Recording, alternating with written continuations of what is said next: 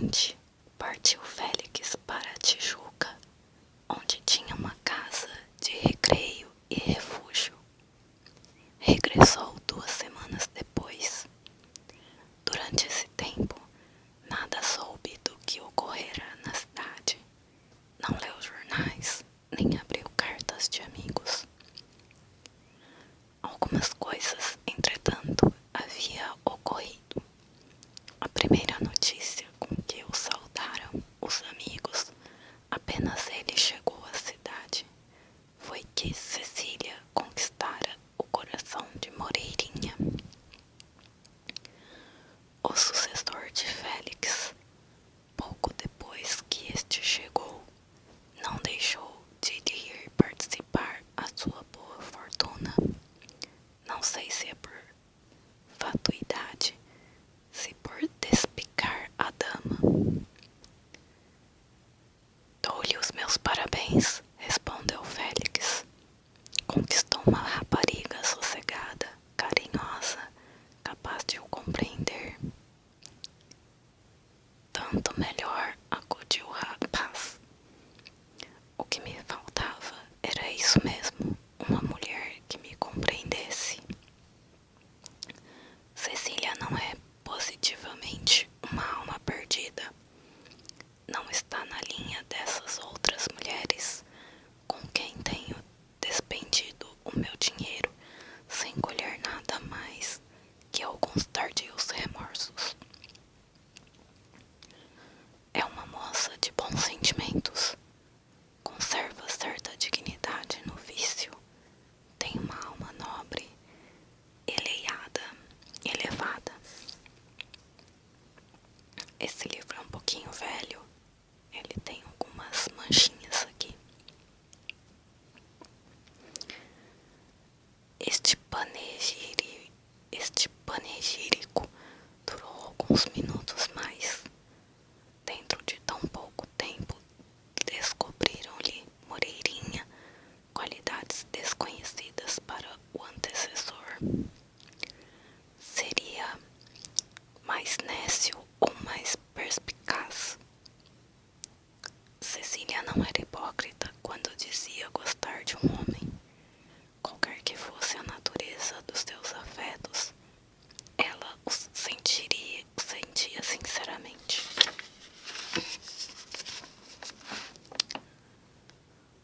Mas era raro que sobrevivessem 24 horas a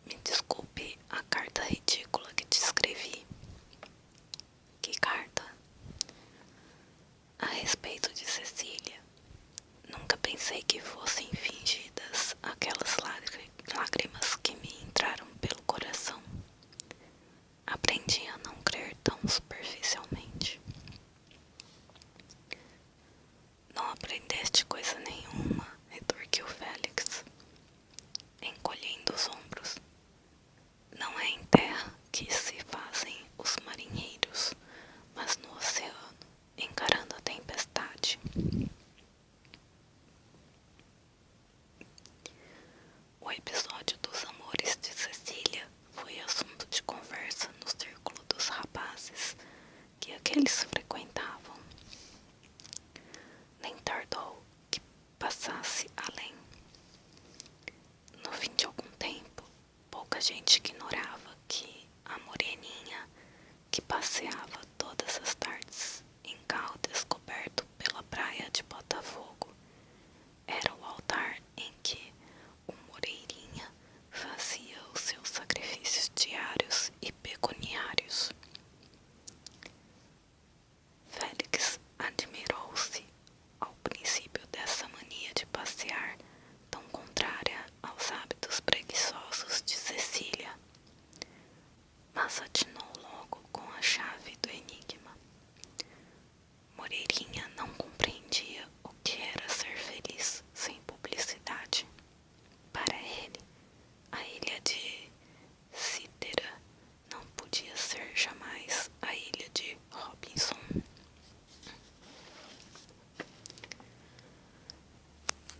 Entretanto, passaram um mês desde o sarau do conselheiro.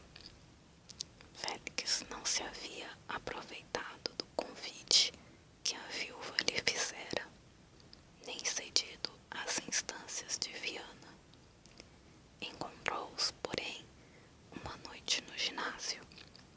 Estava ele nas cadeiras quando os viu num camarote da segunda ordem.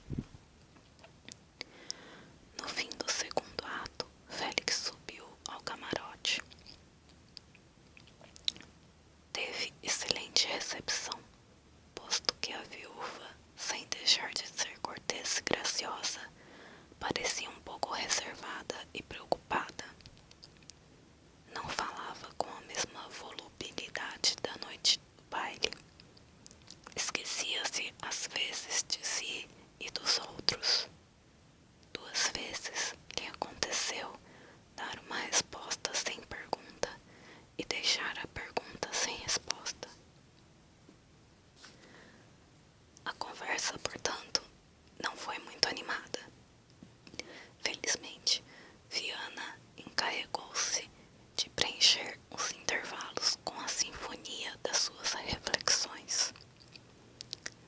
Quando se levantou o pano para o terceiro ato, Félix quis sair, mas tanto a viúva como o irmão pediram-lhe que ficasse. Aceitou o convite e ficou.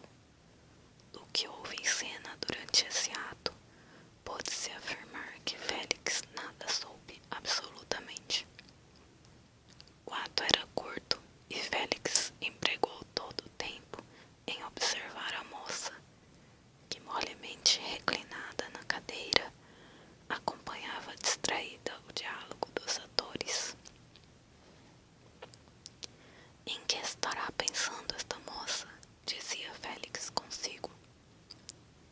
Evidentemente, não lhe importam os suspiros do galã, nem as facécias do gracioso. Olha, mas não vê a cena. Estará à espera de algum namorado remisso? Mas quem é então esse lorpa que deixa entristecer uns olhos tão bonitos? A ingênua da peça, que desde o ato anterior se sabia estar apaixonada pelo galã, como é de jeito no teatro e no mundo, entrou precipitadamente em cena e lançou-se nos braços do amado. Algumas palmas do público premiaram essa resolução inesperada e energética. Então começou a entregar